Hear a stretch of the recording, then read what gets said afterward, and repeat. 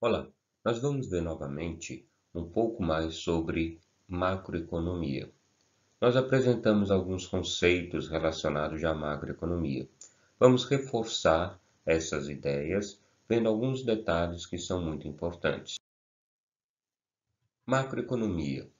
Ela estuda a economia como um todo, analisando a determinação e o comportamento dos grandes agregados, tais como renda, taxa de juros, PIB, emprego e inflação. Renda nós vimos que está relacionado à capacidade de compra ou poder de compra, seja de uma pessoa, de um grupo social ou até mesmo de uma nação. Também a renda corresponde ao que um país vai produzir, seja na indústria, no comércio, no serviço. Temos as taxas de juros. Nós sabemos que o juro é a remuneração do capital. Portanto, para que ocorra juros, é preciso que um capital seja empregado durante um determinado período de tempo. As taxas de juros permitem que os investidores tenham retorno sobre o capital que eles empregam. O PIB, ou Produto Interno Bruto, está relacionado ao total de riquezas que um país produz ao longo de um período, normalmente um ano, produzida pelos setores primário, secundário e terciário. O setor primário da economia está relacionado à agricultura, à pecuária, à caça, pesca, extrativismo vegetal e extrativismo mineral. O setor secundário está relacionado a todo e qualquer tipo de indústria de transformação. E o setor terciário está relacionado ao comércio, emprego, e está relacionado então exatamente à capacidade das pessoas poderem vender a sua mão de obra e receber um salário ou uma remuneração em troca. E inflação, que é determinada pela variação de preços de um produto ou de uma mercadoria de um intervalo de tempo em relação ao outro. Metas de políticas macroeconômicas. Temos as metas de alto nível de emprego, de estabilidade de preços, distribuição de renda socialmente justa e crescimento econômico. Meta 1. Alto nível de emprego.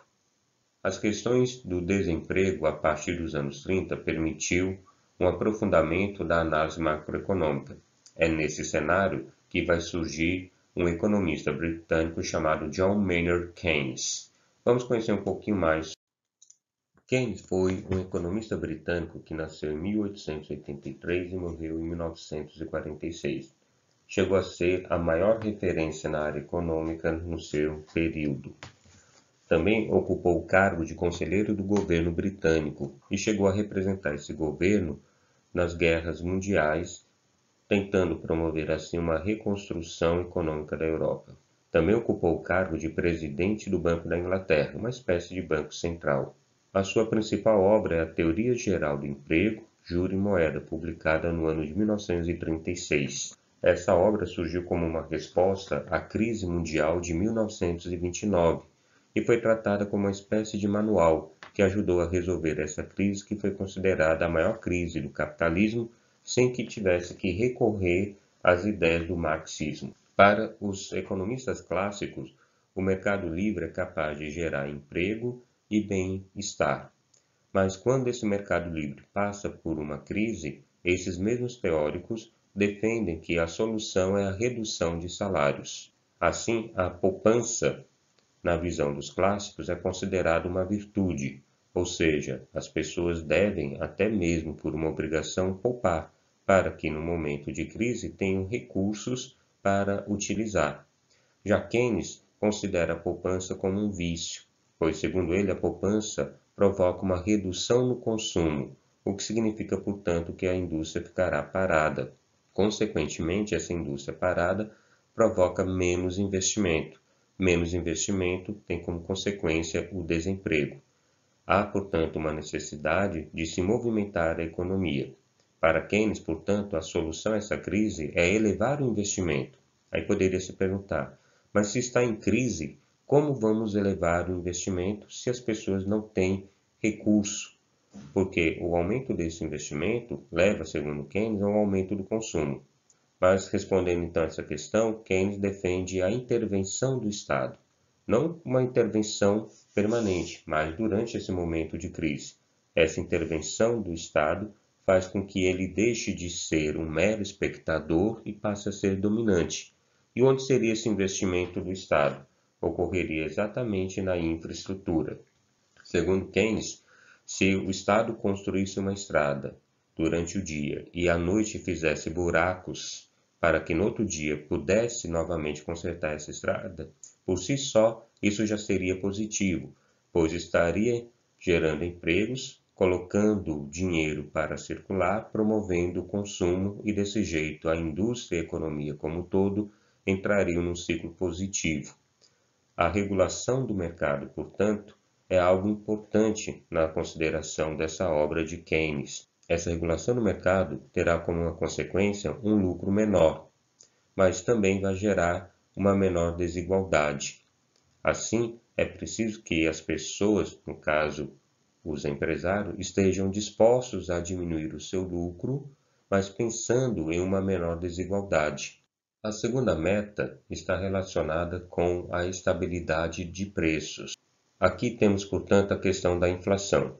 A inflação é o aumento contínuo e generalizado do nível geral de preços. Nós sabemos que há inflação quando, por exemplo, um produto que custa R$ 10 hoje, no mês que vem está custando R$ 12. Essa variação de preço para cima nós chamamos, portanto, de inflação. O oposto, quando nós temos uma diminuição de preços, é chamado de deflação. Por que a inflação é considerado um problema? Porque ela pode provocar distorções sobre a distribuição da renda, ou seja, nem todos os produtos sobem com a mesma frequência ou na mesma proporção. Isso ocorre porque produtos considerados essenciais à população mais pobre acabam se tornando muito caros, pois a sua renda continuará a mesma, mas ele terá que pagar mais caro para conseguir ter a mesma quantidade de produtos que ele consumia antes. Também temos uma distorção sobre as expectativas dos agentes econômicos, ou seja, uma inflação pode fazer com que os agentes econômicos, como mercado, governo, consumidores, produtores, etc., tenham uma expectativa errada. Nesse caso, quer dizer que os investidores podem deixar de aplicar seus recursos em fontes produtivas, como o comércio, a indústria, e passar a aplicar esse recurso em fontes especulativas, por exemplo, com a compra de imóveis ou terrenos por um preço mais baixo, para vender futuramente por um preço mais elevado, já que está ocorrendo a inflação, que é o aumento dos preços, ou simplesmente aplicar esse dinheiro no banco para que ele possa render, a chamada especulação financeira. Também pode provocar distorções sobre o balanço de pagamento. Relembrando, balanço de pagamento é a diferença entre a quantidade de dinheiro que entra e a quantidade de dinheiro que sai de um país. Historicamente, verifica-se que a existência de pressões inflacionárias são inerentes ao próprio processo de crescimento econômico, ou seja, nós não vamos ter um país que não tenha inflação. Todos os países têm inflação, alguns com índices mais elevados, outros com índices menos elevados, e esse mesmo país pode ter índices diferentes em momentos diferentes. A tentativa dos países em vias de desenvolvimento de alcançar estágios mais avançados de crescimento econômico acabam levando à elevação do nível geral de preços. Mesmo em países mais desenvolvidos, a inflação é uma questão presente, dado que, quanto maior o nível de atividade econômica, mais próxima permanece a utilização de recursos produtivos de seu limite máximo, gerando tensões inflacionárias. A meta 3. Distribuição equitativa da renda.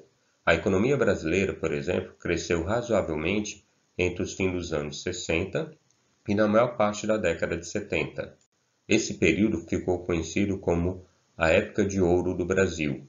Mesmo assim, verificou-se uma disparidade muito acentuada em nível de renda, tanto no nível pessoal como em nível regional. Ou seja, mesmo no momento em que o Brasil apresentou um grande crescimento econômico, ainda assim não foi possível, por conta disso, diminuir as desigualdades econômicas. Defendeu-se a concentração de renda, considerando o desenvolvimento capitalista, através do êxodo rural, que é a saída do homem do campo para a cidade, a qualificação, que seria a formação de mão de obras para atender às necessidades do mercado, etc. Na prática, a desigualdade social ou a desigualdade na distribuição de renda leva ao seguinte resultado: os ricos ficaram mais ricos e os pobres mais pobres. A quarta meta: crescimento econômico. Se existe desemprego e capacidade ociosa, pode-se aumentar o produto nacional através de políticas que estimulem a atividade produtiva. Em outras palavras, se nós temos desemprego, significa que existe mão de obra desejando trabalhar. Essa capacidade ociosa, ou seja, essas pessoas que estão dispostas a trabalhar, mas não estão trabalhando, pode ser usada pelo país. Para isso, ele precisa estimular a atividade produtiva. Ele precisa investir em atividades que gerem emprego. Logicamente, essas atividades, além de gerar emprego, vão gerar também uma elevação do produto nacional.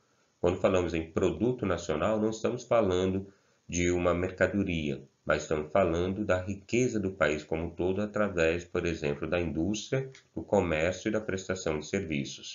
Há um limite de aumento, pois ir além desse limite exigirá um aumento dos recursos disponíveis. Quando falamos em recursos, estamos falando de recursos humanos, ou seja, pessoas para trabalhar e, consequentemente, qualificadas, mas também estamos falando de recursos materiais, como matéria-prima, insumos. Estamos falando de recursos produtivos, como máquinas, equipamentos, e também de recurso capital, ou seja, dinheiro para ser investido. Aumentar o produto nacional ou investir na atividade produtiva tem como uma das suas consequências o aumento dos recursos disponíveis e também o avanço tecnológico. Principalmente nos dias de hoje, nós sabemos que o avanço tecnológico ou a inovação tecnológica está presente em tudo. A produção deixou de ser artesanal e passou para ser uma produção num nível cada vez mais automatizado e até mesmo robotizado. Crescimento da renda nacional per capita. Per capita significa por cabeça ou por pessoa. Não basta apenas termos um crescimento da renda nacional, ou seja, o país como um todo crescer. É preciso verificar esse crescimento através da população. Lógico que aqui nós temos uma média. Não significa dizer que quando a renda per capita nacional cresceu, que todas as pessoas tiveram proporcionalmente um aumento na sua renda individual. Isso é apenas um número que serve como referência para que o país possa se balizar, pois é muito importante verificar essa relação entre o crescimento do produto nacional com a devida proporção de sua população. Interrelações e conflito entre os objetivos. Crescimento versus distribuição de renda. Será que é possível haver crescimento econômico e, ao mesmo tempo, uma distribuição da renda desse crescimento? Será que nós conseguimos verificar que quando o nosso país cresce economicamente, a distribuição da renda cresce na mesma proporção? Ou será que cresce de maneira inversamente proporcional, tendo como resultado os ricos ficando mais ricos e os pobres mais pobres? Redução do desemprego versus estabilidade de preços. Será que é possível ter uma redução do desemprego, ao mesmo tempo termos uma estabilidade dos preços? Ou seja, quanto mais pessoas empregadas nós tivermos, nós vamos ter uma menor inflação? Por que isso? Vejam, se você tem uma redução do desemprego, significa que mais pessoas estão trabalhando, elas recebem por esse seu trabalho, e essa renda está disponível para que elas possam consumir. O comerciante ou empresário, por outro lado, ao saber que existe mais dinheiro em circulação, pode se apegar à questão e querer ter uma elevação do preço para poder se aproveitar dessa grande quantidade de capital, ou seja, dinheiro, disponível no mercado.